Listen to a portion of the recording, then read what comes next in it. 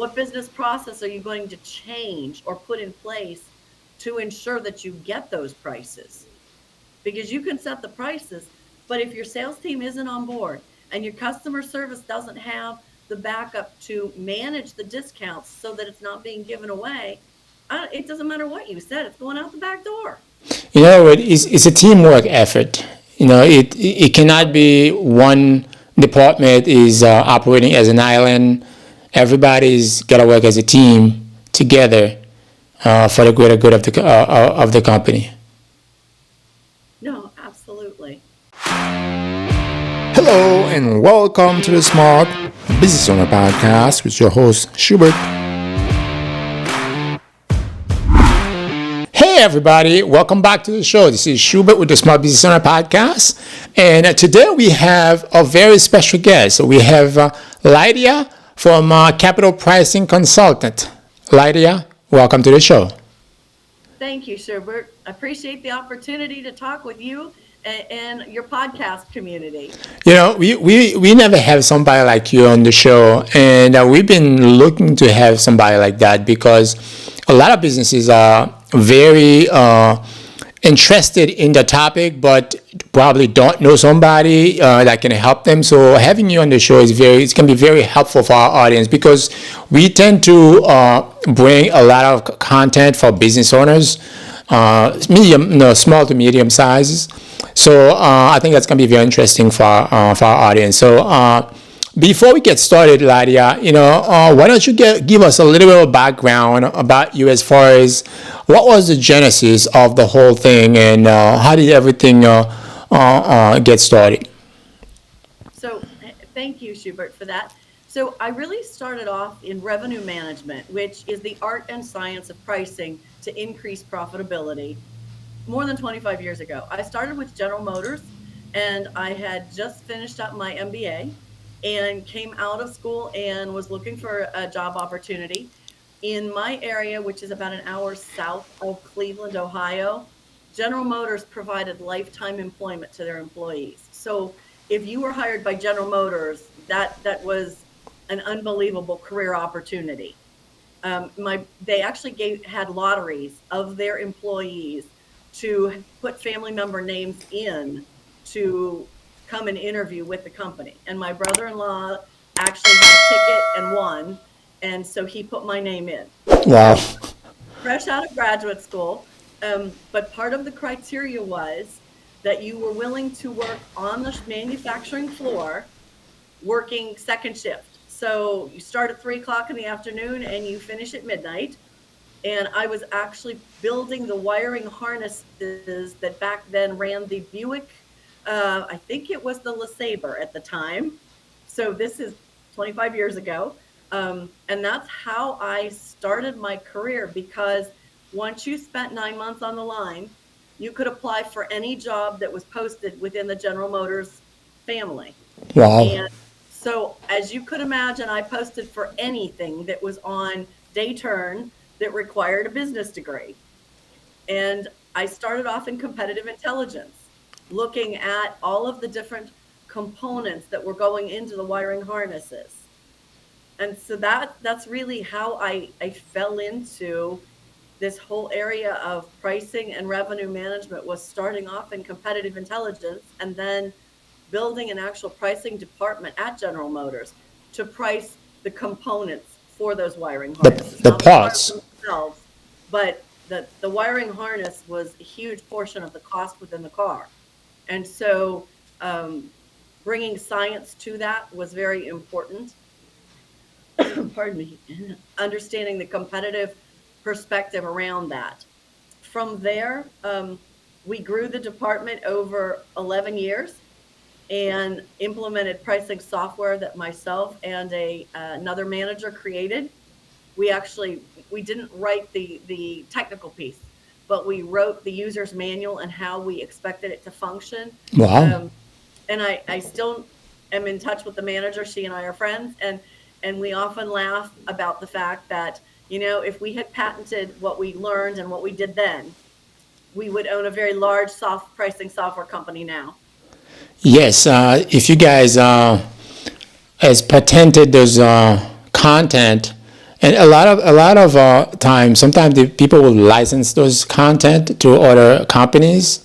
So yeah, you guys would be a big manufacturer or big companies that hold the licenses for all those manufacturers' manuals. Now, with the talks on the street now, with all manufacturing, and we're gonna go back to where you come from, but just want to get into today's news and politics a little bit.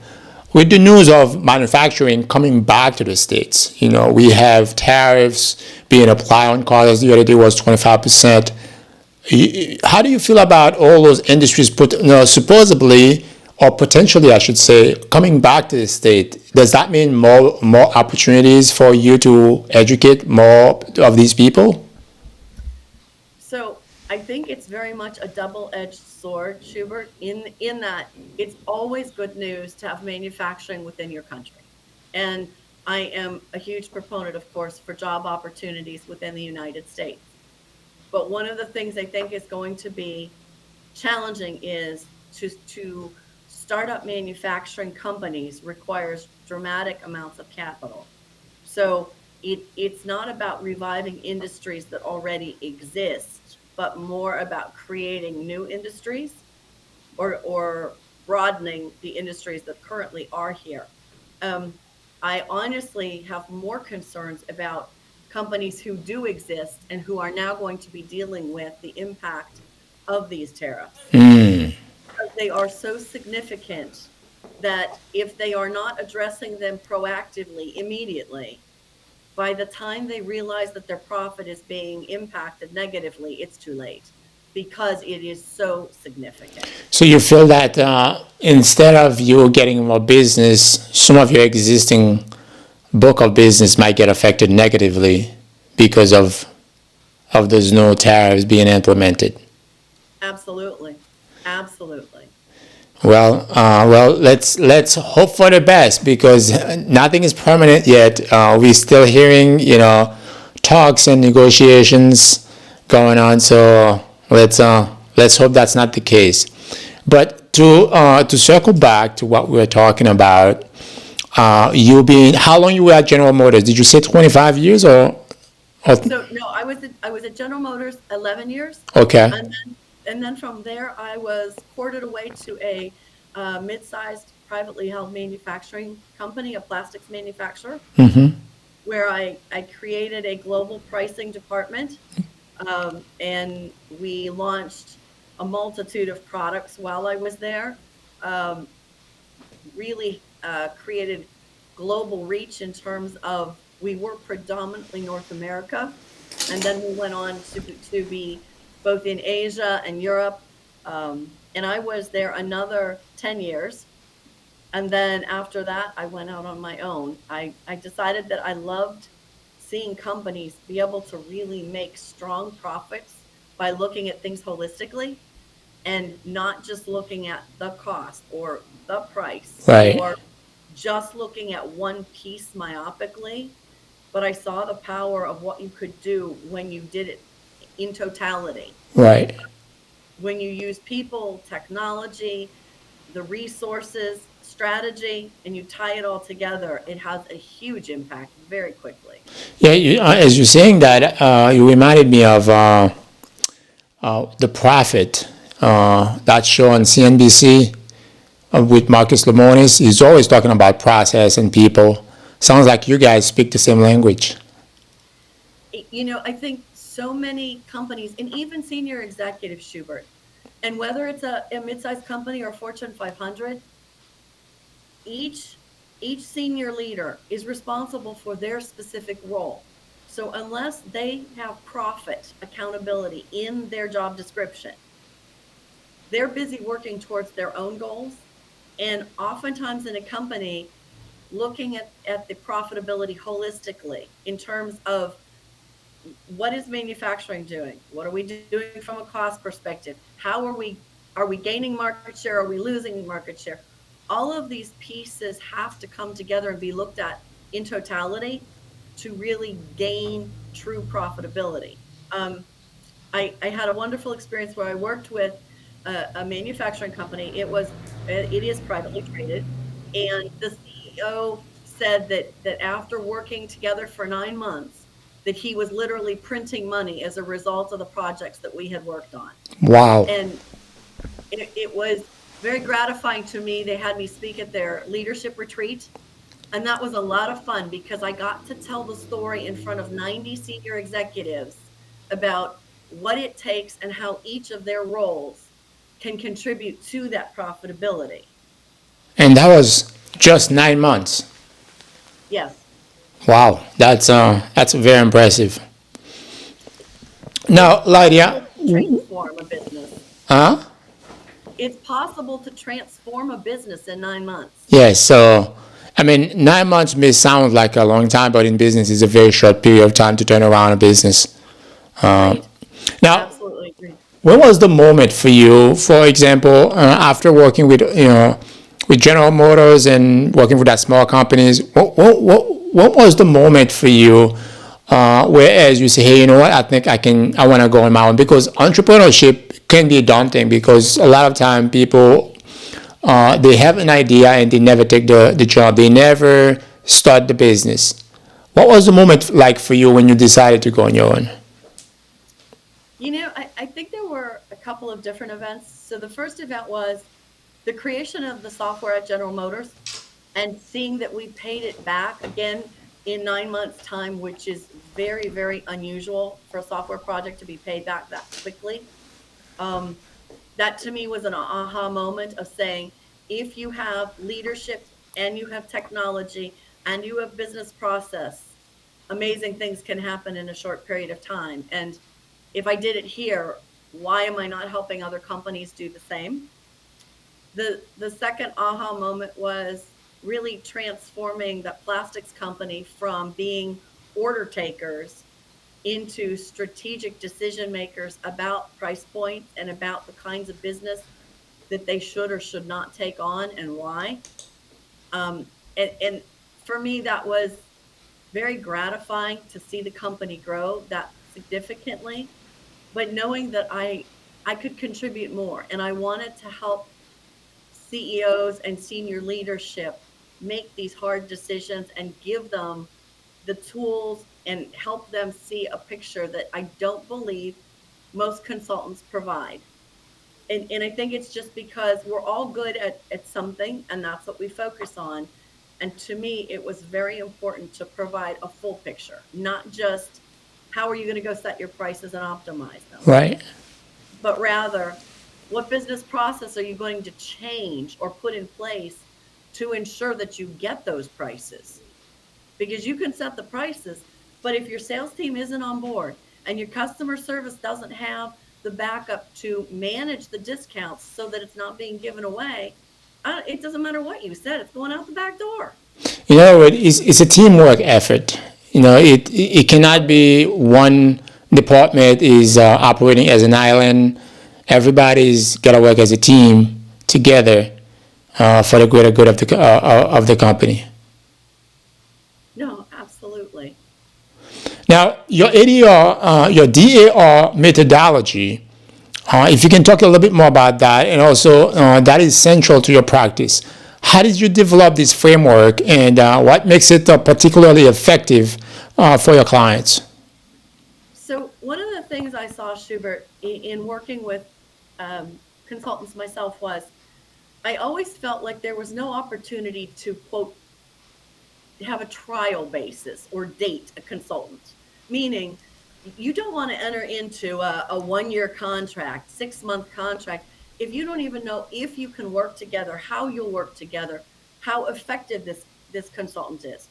So what I wanted to bring for my clients was a way for them to say, let's work together for a couple of weeks, have a definite outcome that they can then move forward with and work from there and see, do we work well together? Are they happy with the product they get from me? And then if so, we can engage in a longer term project. And so the DAR came from discovery, assessments, and recommendations. And it's a 2 day on site methodology that I use where I interview everyone from the CEO all the way through customer service. I walk manufacturing floor. My clients always laugh when I say I'd like a pair of steel toe shoes and a hard hat, and they think I'm kidding. And I'm like, no, no, schedule it. I want to see what's going on the shop floor. I worked on the shop floor. I know what to look for. So they don't believe that you are gonna actually come, on the floor and walk right next to them and see the machinery and everything. No, they're very surprised, and the plant manager is usually thrilled because plant managers are often the last people that are asked. And my first question to the plant manager is always, what do you hate to produce, and tell me why? And you can guarantee, Schubert, it's something that requires a 2-day changeover. The parts are very particular. If it's humid, they don't fit well. There's always a story. And what I find out is manufacturing believes that sales is selling whatever this part is far too cheap.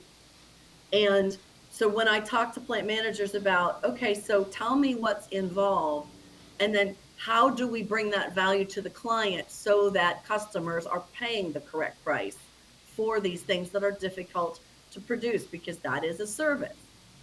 So kind of back to your first question about discovery, assessment, and recommendation. So I do this interview, I walk all the processes, and at the end of the 2 days, I come back to the client with an executive summary. And I say, from a strategy standpoint, here's what I understand from your company. From a tactical perspective, here's what you're telling me you're doing, and here's where I see the gaps. So I also provide a risk assessment, because most of the time what I find is if the CEO and CFO are aligned, by the time we get down to middle management, there's a disconnect. So the CEO says, I want growth. And middle management hears, I need to discount in order to achieve the growth the CEO wants. Right. Right? And so there goes the profit. Well, pardon me, growth at what price? So by having this whole picture, they can then determine what steps to move forward. And I make recommendations about, you need a pricing project to clean up your existing price lists. You need a pricing project to tie strategy together with your policies. And then if they choose to move from there, then we scope a full project. So it's all the team. So you bring in the CEO, the CFO, middle management, the sales team, the marketing team, because a lot of times salespeople will come back and say, hey, we can't sell it because they say our price is too high. And a lot of times the CEO might be, hey, why our price too high compared to the competition? And sometimes it's a race to the bottom, because if you just keep cutting and cutting and cutting because clients are saying price too high, and you're not really looking into the facts, because every price gonna sound too high the first time somebody hear it, and you just have to have facts and figures to back it up, and stand your ground as far as what you think the value of your service. No, you're exactly right, Schubert, and that's also part of the DAR. Is we do a value proposition assessment.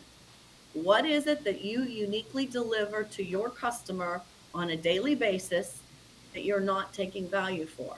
And we look at all the value drivers, we look at all the special services, and then we teach the salespeople, if the client wants to move forward with, for example, a workshop, and teach the salespeople how to value sell and how to value remind. It makes a big difference. It's kind of like the old saying of, remember old Zig? I don't know if you ever watched one of Zig Ziglar videos, sales, or books. Have you, you remember Zig Ziglar? Yes. So he had that saying that stated that the question, he called it a sales a close. So basically, when a client said the price is too high, and his response is it price you're worrying about, or is it cost? And his whole thing is that a lot of time people are not really looking, people just looking at price, which is the price tag, but they're not looking, okay, how much it's going to cost me over a period of time. Basically, it's talking about value as opposed to, because a lot of time, people are confusing value to cost or price, which is always happen in sales, and it's gonna continue to happen as long as we continue to live in a capitalistic society. People are always gonna say that, and I think that's where you come in as the expert in that field to help educate those CEOs, those manufacturing plants, how to bring, show the value. Because if you know something, a cup of coffee is worth, I mean, just to use this literally, a cup of coffee is worth $5. You're not gonna pay $15 for it. So that's when the Right. value of price and the cost and value comes into play. Now, many companies struggle with setting optimal prices. What common pitfalls have you observed in pricing strategies, and how can business avoid them? So I'll answer that question, but I just want to follow up on your comment about price and cost because you are so dead on, Schubert. Most of my clients, we spend some amount of time where they'll say, well, the cost, and I say, no, no, the price. Or they'll say the price, and I say, no, in this case, it's the cost. And so just getting to a definition of terms becomes really interesting. And when you were talking about Zig Ziglar, Warren Buffett has a quote out there that says, price is what you pay and value is what you get. Yes. And I believe that that's the link that's missing when companies look at their price list and they say, oh, I need to optimize my pricing. Okay, well, first of all, what do they mean by that? What exactly do they mean by I need to optimize my pricing? Do they mean, gee, I want to make everything more, increase everything by 10%? Do they mean I want to take some part of my portfolio and increase it by 10 and decrease another part by 4 or 5? Almost never that's the case. They only think up, never down. Um, and then my questions are always around, well, what are you optimizing to? If you don't know your value, how can you just stick prices out there if you don't know what you're really offering to a customer? Right. So, uh, the pitfalls specifically that I see are they really don't know what they're pricing for or against. They don't know what their value is. They buy software and they say, "Well, let's put the software in." And what I tell them is, I'm a huge proponent of technology, but if you don't do strategy and business process and discount containment and grants of authority, if you don't do the boring, difficult base level first, you're only going to do it faster, dumber. And faster, dumber, nobody wants that. No, but it happens because then the software just automates whatever decisions have been made. And so many times, Schubert, when I ask and I say, well, why is this being done? Because it was always done this way. Well, how do we know always was right? Always might be really wrong. Yeah. Uh, You know, how, as you're saying that, it's fascinating. I was watching on X an interview with the Doge team, and they were talking about the system the government use. Some of the computer system are 50 years old. 50 years old. That's unheard of. exactly. And then they say, well, case in point, I had a CFO who assured me that the system that was being used to generate the prices on their most profitable cutting edge product was disabled for one aspect of the software that held the cost. And he said, no, no, that hasn't been used in years. It can't be touched, and you don't have to worry about that. The price is being generated off of this other half of the system. And I said, sure, no problem. But you won't mind that I'm going to go and sit with your IT people and have them show me the screens and actually input the orders so I can see it for myself. 48 hours later, I came back to him and I said, well, you're not going to like the answer, but they were actually pricing off of the cost, which the CFO had been told it was impossible to do. And they were giving their distributors a huge discount. And of course, the distributors never said a word. So they were giving money away hand over fist with every order because they believed that it couldn't be done. And I'm very very much a prove it to me in the system. Show me the money. Show me the money. That's it. That Jerry Maguire had it straight right. Show me the money, baby. Yeah. That's what it's about. Now, when you're implementing a pricing model, what's your process for that? So I'm sorry, you're asking. So let's just, for example, dynamic pricing. This is something that has become increasingly prevalent across different industries.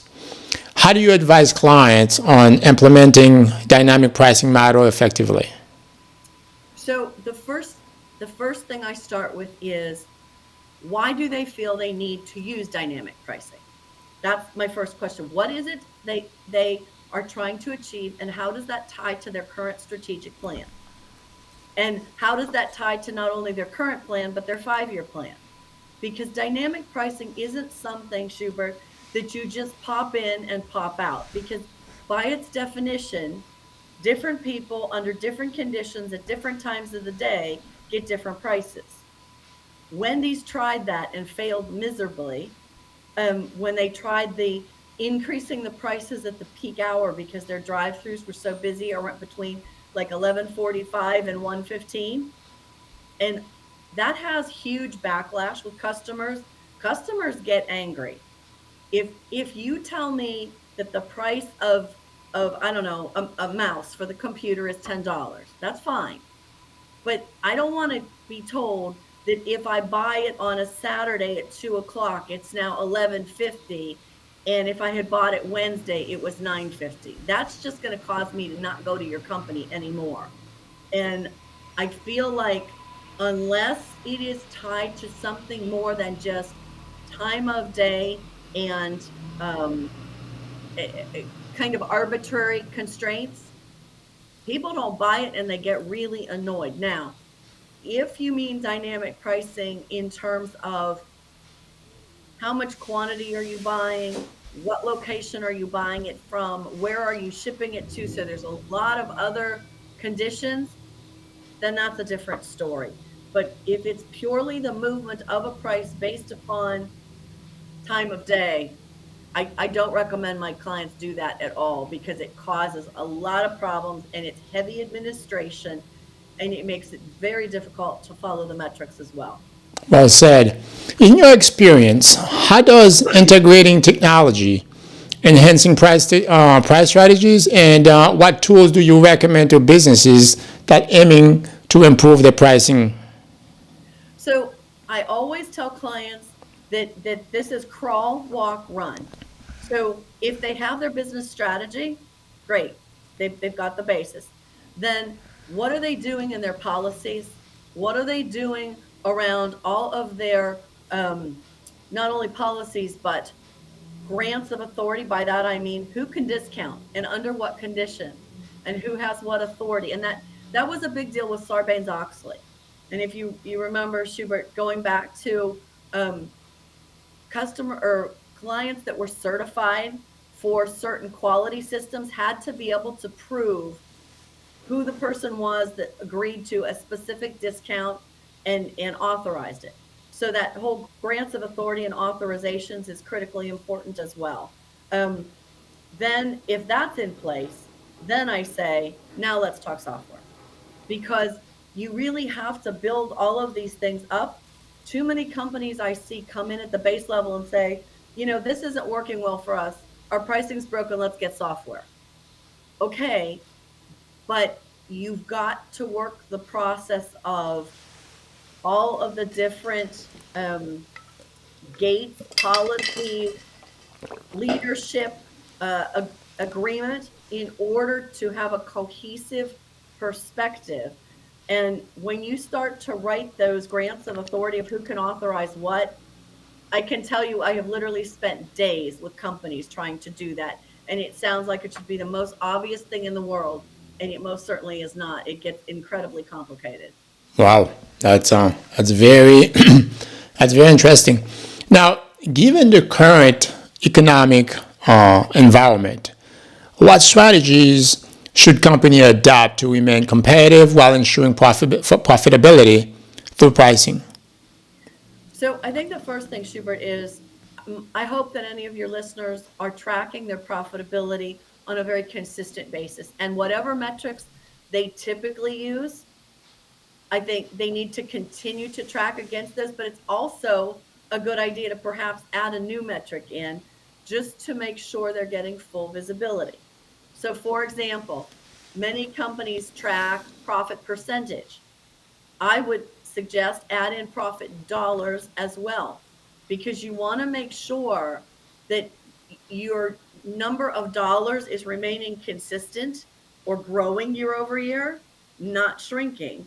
Um, and you want multiple metrics so that you can see quickly if things are starting to erode, especially now with the tariffs. My next suggestion is data is more important now than it ever was before. Know what your risk is. What I asked a client the other day, what percentage of your product is going to be impacted by the tariff? They were not able to answer the question. That's bad news. To me, right now, every company should be looking at that very critically and very intently. You've got to know what your exposure is, because while all of the back and forth is going on about how much and when and who, and we need to know off the top of our heads, hey, do we get 20% of our goods from Canada, China, Mexico, wherever? And be very aware of what your basis is. And then I would say invest and be proactive in your training around pricing. And this is something a lot of companies don't do, and I think it's a mistake. So, for example, there's an organization called the Professional Pricing Society. It's a global organization dedicated to the education and development of pricers at all levels. I sit on their board of advisors and have for, I think, the past, 12 years now. Um, and I have seen the organization continue to grow, and it is a global organization. So we get to have folks from all kinds of companies and from all different countries sharing stories with one another. And gee, how are you guys dealing with this in Europe? How are we dealing with this in Asia? What's going on with the tariffs in the United States? So being educated and having a place to go to say, hey, I don't know what to do with this. Who can I reach out to in a peer group? I think is critically important. And then last is making sure that you're measuring the outcomes of your pricing so that your senior leadership sees the impact. It's a strange science, Schubert, and it's one that can be daunting for an executive unless you have someone who puts the picture together very clearly and says, hey, Schubert, do you realize that last week when we raised prices 4%, only 15% of our customers actually accepted that increase, and the rest we gave away? Well, your CEO is thinking 4% times my current revenue equals, and now I've made my numbers. Well, that's not true. Your price capture is very modest. So you always want to make sure you have a feedback loop to your C levels. That's very interesting because sometimes, as we said before, departments tend to work in a bubble. They have a beliefs, and then the other department totally disagree with them, and they have no idea that it's not consistent across other departments, and that's a perfect example of a case like this. Now, when it comes to when a company is considering hiring somebody like you, a pricing consultant, what key factors should they evaluate to ensure a successful partnership? So the first thing, Schubert, is I think they need to have some way to have a test run with whomever it is that they're thinking of hiring. Don't walk into a huge project right up front. Do something that's an overview or a test case or a small subset of a project so that you both can figure out each other's styles and determine how best to work together. The second thing I would recommend is you want deliverables and outcomes based consulting. So, on the following dates, we're going to provide these things. we're going to accomplish these things as part of a project so that it, pardon me, it's very specific and you can measure it. And in this way, you know that you are achieving from a consulting standpoint. I want to know that I have achieved exactly what you want because I want to build a relationship. I want you to call me next time. So it is very important to me to have very specific deliverables. And I think also for you, if you're hiring me, so at the end of an engagement, you can look and you can say, hey, here's the 3 key things that we accomplished that we really needed to work on. And now they're done. So now we can move on to the next part of the process. So, Typically, those engagements, how long does it last? I mean, you mentioned 9 months for a company turnaround last time. What's the typical time, turnaround time? so that was a Fortune 500 company, and they were doing a total pricing transformation. So that would be a long project, and they were putting in software. So 9 months to a year, Schubert, if you're looking at total transformation and putting in software. And again, we were looking at tying strategy into policy, into 1-year plans, into 5-year plans. So it was very cohesive, and it was a huge project. But you could have a project that lasts a month where you say, we're going to look at your value proposition and your current price list. Do they fit together, or is there a mismatch? And if there is, how do we realign them so that you're getting value for your segments of customers that today you're currently mispricing or missing opportunities and leaving money on the table? Well said. Now, what about companies that say, hey, we could probably do it internally? We could probably do it ourselves. What are some of the foundational steps would you recommend they undertake? Schubert, I apologize. What kind of companies? It didn't come through clearly. For companies looking to do that themselves.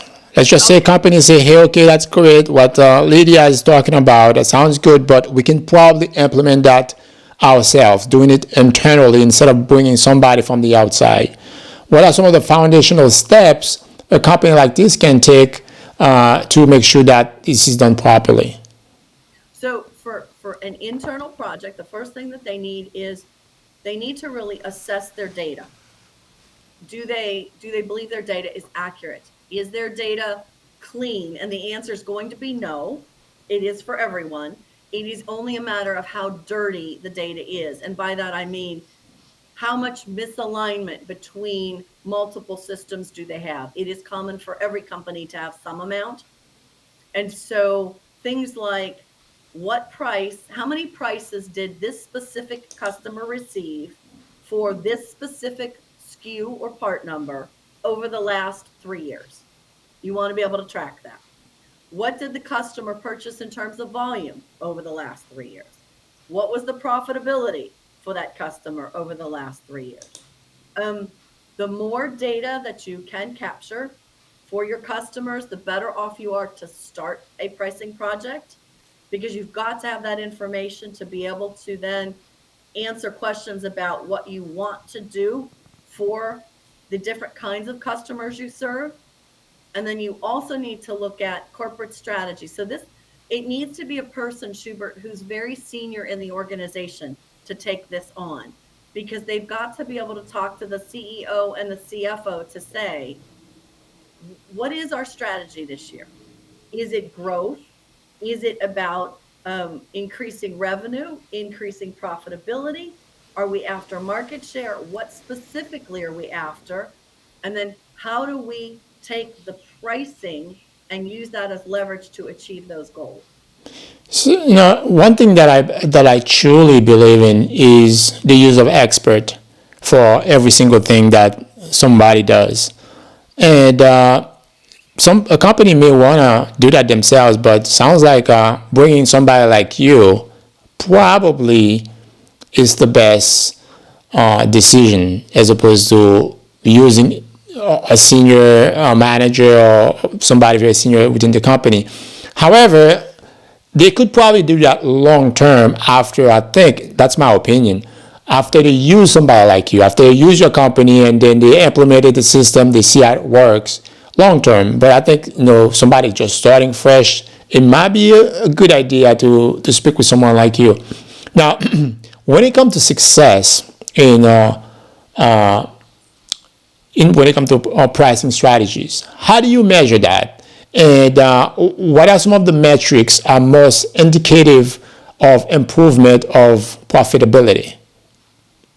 So measurements of success, Schubert, come in a huge variety of ways, and it really depends on what the company has typically used for metrics. So, for example, I have customers who utilize a price per pound metric. If they are selling raw tons of certain things, and they track that as a way in steel to know whether or not their overall price capture is strong or not. I have customers that use standard profit dollars, profit percentage, specific profit metrics over particular time periods. So over the quarter, over the week, over the year. It really depends on the industry, but certainly the more metrics you use, the better visibility you have to a particular view of your customers, and an opportunity, especially now in this climate, to catch if something is going wrong, or if you are starting to bleed and not know it. Um, the worst thing I hate to hear from clients is, we don't know what's going on, and we're losing margin, and we're down 3 points. And I say, how long has it been? And they say 6 months, 8 months. That I never want to see that for a client, because to me that means they haven't been tracking it well enough all along to know it was a problem. That kind of that old joke about dying by 1,000 paper cuts. Right. And that's really, to me, what's at risk right now is we want to be very careful. Now, in terms of successful projects, so circling back again to make sure your definitions are really clear. Are you saying you expect to increase profitability by 1% within a 12-month period? And if that's a deliverable as part of a pricing project, then you want to go in with the CFO and at the beginning of the project and say, let's look at the financials together now. Is there anything extenuating coming up that could impact this? Are they looking to go do a merger and acquisition? Well, if they are, even if you've increased profit by 3%, if they do an M&A 6 months into your pricing project, it could totally change the profit numbers. So you want to make sure and isolate out any major corporate changes. So I guess that's my caution when you are measuring things on a dollar value level. But assuming things are status quo for a company, look at the margin dollars, look at the margin percent, look at the metric that they typically measure in, whether it's by ton, by pound, by foot, and compare. Here's where we started. Here's where we ended after the pricing project.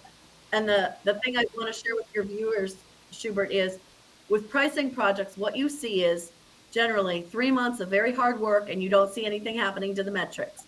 Then you see them start to go up, which everybody's excited about. And then after about 6 to 8 months, they start to level off a bit, and you'll get just a little bit more lift before the 12-month point.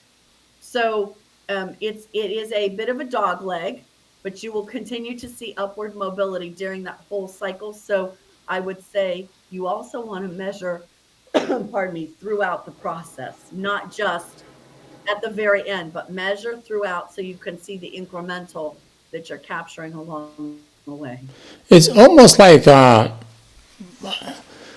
fitness, or anybody that do anything like this. So if you just waiting, you see a problem start happening, and let's just say, for example, you have a goal, you want to gain 10, 15 pounds of muscles, and you never measure. So it will be a lot harder to gain 15 pounds of muscle as opposed to gain 1 pound of muscle, or vice versa if you had to lose 15 pounds. So if you're measuring every day or every week, at least you have an idea where you're at. If you have no idea if you're tracking on the right direction, you could be off track and have no idea. No, that's a great comparison, Schubert. Great comparison. Now, let me ask you a question, Lydia. Can you give us an example where you came in within an organization and you significantly turn around the company's profitability? Now, you spoke about a case, a 9 months case study. Can you go a little deeper into that case or something similar? So a couple different examples, Schubert. So with that same company, one of the things that I found in my 2-day assessment, which is how we started out, was that customer service was discounting their quotes 3 different times before it actually went to the sales department. Now, people weren't intentionally doing anything wrong, but when we spoke earlier about data being bad, customer service distrusted the prices they were getting out of their pricing system that was very old, like you referenced in an earlier comment. So much so that there were 3 customer service people sitting in a room, and each person would check the other's work and drop the price a little bit more because, gee, it looked so high and it didn't make sense. And if they checked the price today at noon, it was different than tomorrow at noon and different than next week at noon. The system had a lot of flaws and it really was broken. And so customer service was trying to help sales get the sale. But we found that every single quote that was leaving was discounted 3 times before anyone ever asked for a discount. So that was a huge uncontrolled discounting problem. And when I sat down with the chief operating officer and I explained this to her, she, C levels are always multitasking. And she put her phone down and she leaned in and she looked at me and she said, "Can you repeat that, Lydia?" Yeah, you're giving the farm away and nobody's doing it intentionally, but the data's so bad, nobody can trust it. And that's why customers are angry and you're not capturing value. So we fixed the process and we fixed the data. And we also made it so that no one could discount without a proper set of authorizations. And the net impact to that company was quite dramatic. It was several margin points increase over that 9-month period. And that for a multi-billion-dollar company is dramatic change in a short 9 months. Wow. Another example is I had a very small, and I help startup companies because I believe they're also the lifeblood of the United States, and it's important to me to give back. And this was a gourmet foods company that was just starting up. We increased their profitability 300% in about 6 weeks. Wow. And we did that because they did not realize the value they were providing.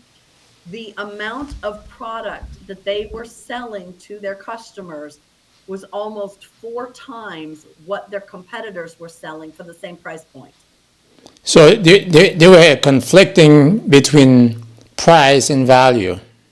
Absolutely. And once they learned that they didn't need to sell 1 pound of granola at $16, but rather they could sell 8 ounces of granola at $16 because they also were organic and they were using no fillers and no preservatives, etc. And customers were happy to pay $16 for 8 ounces of granola. So we changed the packaging, we changed the measurements, made a huge impact. They were able to then go and actually they chose to set up a brick and mortar store, and I stay in contact with them, and they follow the pricing rules very carefully now and have been very, very successful. And this is such an eye opening, because a lot of time when you are in the thick or thin, you are within the situation. Your blind spot does not allow you to see everything. Look like that company, they had everything they already needed. They just didn't realize that. Instead of try to compete for the same price, they could literally, show the value of what they are selling and increase the profitability significantly. And you guys were able to come in 6 weeks. Wow, it's very, very impressive. And it's about having those initial conversations, Schubert, and it's why I always encourage potential clients. It's like, let's just do something small and see what we can determine if there's an opportunity. And if there Right. is, then we go from there. And in their case, it was very clear almost immediately that there was a huge opportunity. Wow, that's very, very, very interesting. Thank you for sharing that story. Now, reflecting on your career, Lydia, what achievements are you mostly proud of, and what lesson have you learned from it? Excuse me. So I would say that I was most proud of initially the first system that I built for General Motors with my colleague Kim Malinke. And then secondly was building a green grass pricing department that was global and impactful for the company. The company almost doubled in size from the time I joined until the time I left 10 years later. That also I was very proud of. And from both of those experiences, what I learned is you can do what you think you can't. You need to put your mind to what you want the outcome to be. And if you're doing your best and you're focusing on the thing that you have a passion for, you're going to see exponential results. And so I encourage people who are looking at their pricing and saying, this is a mess. I don't even know where to start. That's okay. If you can claim that it's a mess up front and know that, you're already far ahead of your peers who are saying, "Oh, I got this. I understand this." I always walk into a client assuming I know nothing and making no assumptions because that allows me to then be the clearest and let them tell me the story. So that's part of my learnings is to come at everything as though I don't know anything about their pricing and see what I learn along the way. Um, that has been very, very fulfilling. And I still continue to have a passion for helping clients achieve profitability. It's like a giant puzzle. You shake out all the pieces on the table and then you start picking them up and you go, okay, wait a minute. I might think I'm building a sailboat. And you get three more pieces put in and you go, wait a minute. No, it looks more like a car. And then you And just keep iterating, right? Until that full picture comes into view. that sounds very interesting. Now, as a member of the Professional Pricing Society Board of Advisors, how do you see the future of pricing consultancy evolving, and also with the era of AI and people using artificial intelligence to do these things? What's So your perspective on that? it's another great question, Schubert. A colleague and I, Brooks Hamilton, and I just taught a strategy and AI session at the Professional Pricing Society last fall, and we use that to help people learn how to leverage AI in their pricing roles. So I believe that AI can be used almost like a junior assistant. So if you want AI to run some data reports for you, if you want AI to write letters for you, if you want AI to make comparisons on data, it's fantastic at doing all of those things. And the more clear you are in your prompt writing, the more sophisticated you are in asking it questions, the better the quality of the responses you get. So I believe, can do a lot of what we used to call grunt work, right? The things that you gave to an assistant to do. Here is my caveat and my very strong caution. AI does not remove any of us from responsibility, from editing, and from ensuring that what we see is correct. There's a huge ethical component to it, and we've seen issues where, so for example, there was a lawyer who put his case into AI instead of doing the work himself, and instead of using AI to help him, he printed it out and went to court and reported out his final assessment. The problem was he hadn't read it, and AI created a statute that did not exist. Wow. He got in tremendous trouble for that. Um, and so I share this because I say, gut check everything. It is so important to gut check everything. And this is something that um, Brooks and I are both advocates of. Pardon me. Brooks owns Strategy AI Partners, and we look at this from a pricing and an AI perspective, and how to leverage AI to do some of the work for you. And so then what you are responsible for in pricing is leading the company in strategic decisions, in using that information that AI has crunched, if you will, in order to then help you make more informed decisions more quickly to support your customers. I've heard quite a few cases like this where attorneys have used AI for a case and show up to court. Actually, there's an attorney, I believe, that got disbarred over a case like this. He can no longer work as an attorney anymore. So that's very interesting because sometimes people resist change, meaning that they take forever to use AI, and sometimes people embrace it, but they need to do a little checking.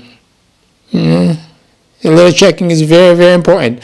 Now, when somebody hire you, Lydia, do you see some resistance to change? Let's just say you came in and you make all those recommendations, and people say, "Oh, it sounds good, but we're not we're not gonna that's not gonna work for us," or they came up with some other reasons. Is that something that you've seen in your industry? And if so, how do you recommend people looking at a consultant like you when they hire somebody like you to help them? So I think, Schubert, it depends where someone is in the organization as to how resistant they are to change or not.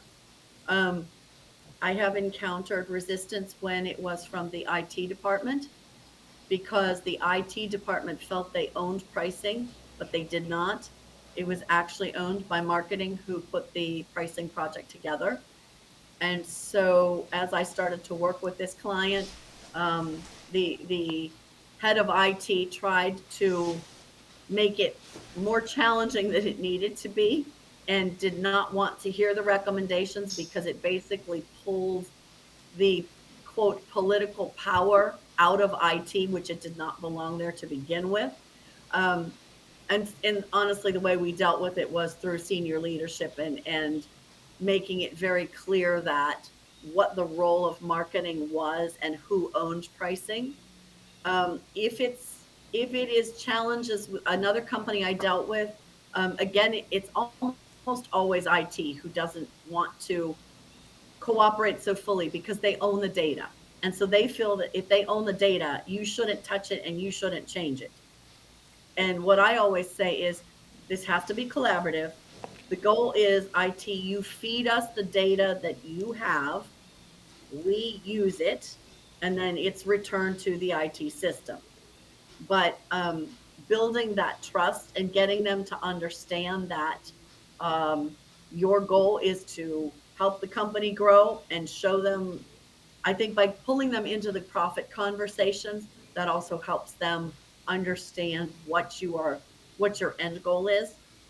But it's pretty typical where IT departments can be uncomfortable and say, like, hands off. However, I've also had the polar opposite, where I have had IT directors reach out to me and say, we know our pricing's a mess.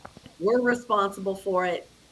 What suggestions do you have? Because we don't know. So they were wide open in this case for it. Exactly. Exactly. Now, for a professional interested in becoming, entering your field, what advice would you have for that person? So I would say, you need a natural curiosity and a willingness not to take no. You need to be very, very determined. Um, I had a nice compliment from a gentleman I learned a great deal from when I worked at the plastics company. And he told me that I was progressively persistent. And I appreciated that, because he was the senior vice president of sales. And what he was politely saying is, man, you are a pain in the neck, Lydia.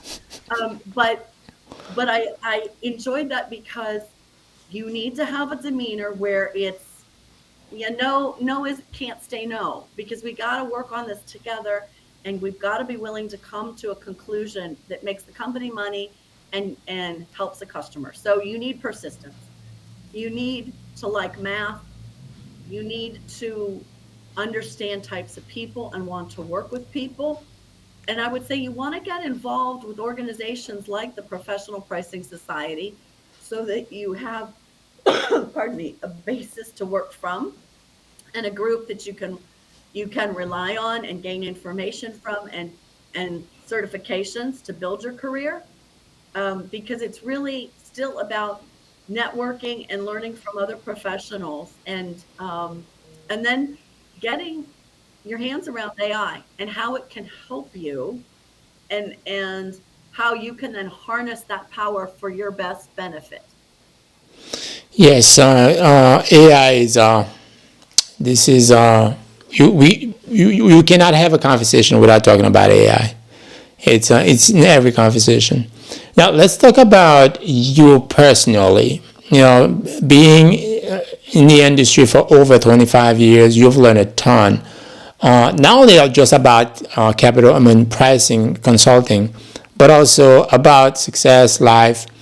What would you say your definition of success is, personally and professionally? So I would say, personally, it is having the time and the means to enjoy your friends and family. And from a professional standpoint, I would say it is having the opportunity to serve clients and see them achieve their goals and come back to me year over year to say, okay, Lydia, you fixed the last one. We got another problem. Can you help us with this? So it is for me about building relationships and having success with and for that client. That to me defines success. Well said. What would you say that one advice you have learned from a mentor that had helped you throughout your career? So the best advice I ever got was from the manager who built the system with me at General Motors, Kim Ampofo. She remarried, so her last name is Ampofo. No, but she said to me, always gut check your work. If it doesn't sit with you at a gut level, something's not right. And that's true now even more than it was 25 years ago.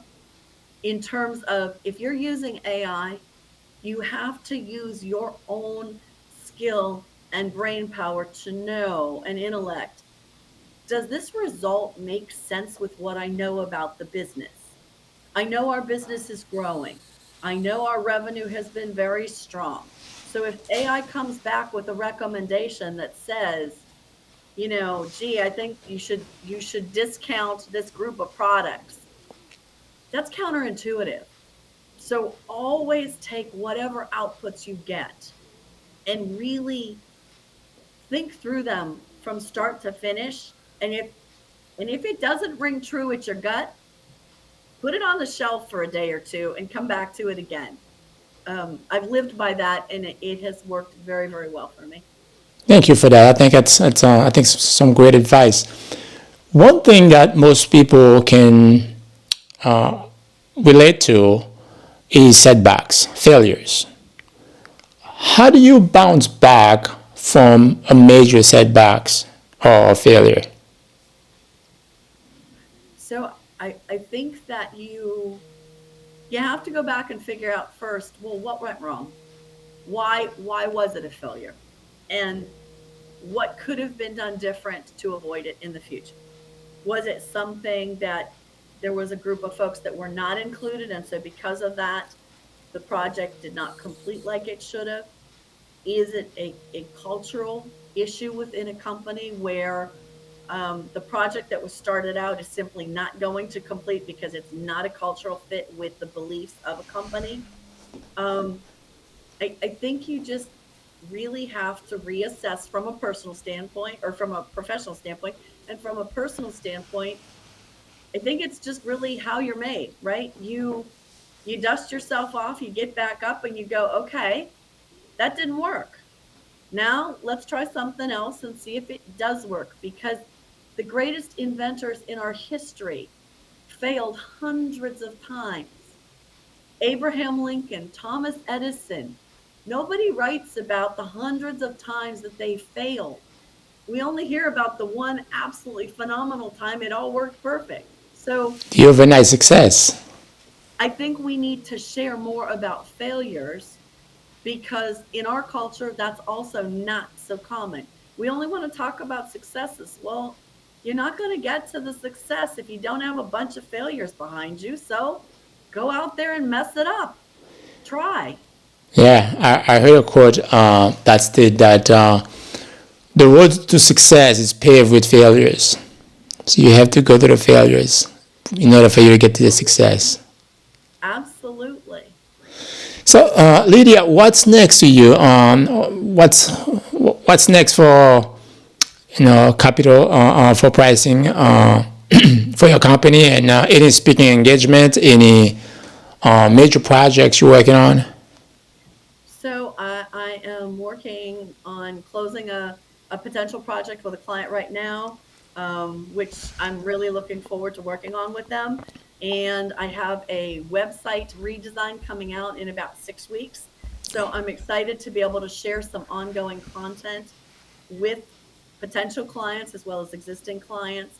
I have some historical podcasts on there that I hosted women in manufacturing for several years. And so uh, you can go out and search many different subjects and pull up the podcasts and use those for information.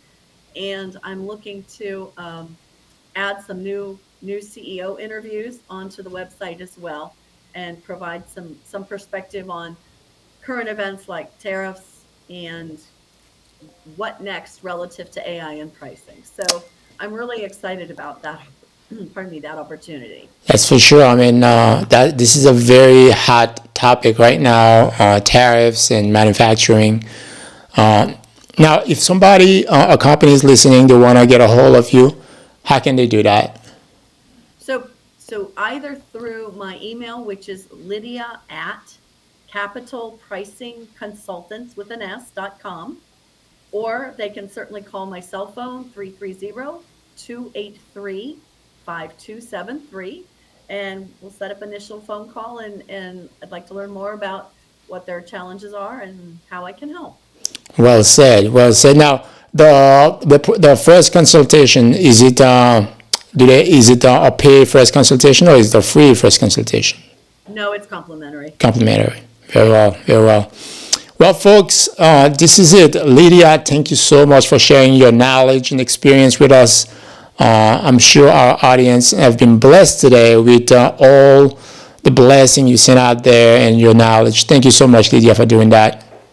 And Schubert, thank you so much for the opportunity. And I bought a copy of your book, and I am Ah, reading it. look at And that. so I look forward to finishing it and then having an opportunity to interview you about your book and how you are guiding people in their investing. 100%. Well, thank you for buying the book, and also thank you for reading it, and we truly appreciate that. So, Lydia, it was great to have you, folks. This is all we have for this week. Until next time, see you in the next episode. Thank you. You've been listening to the Smart Business Owner Podcast. See you in the next episode.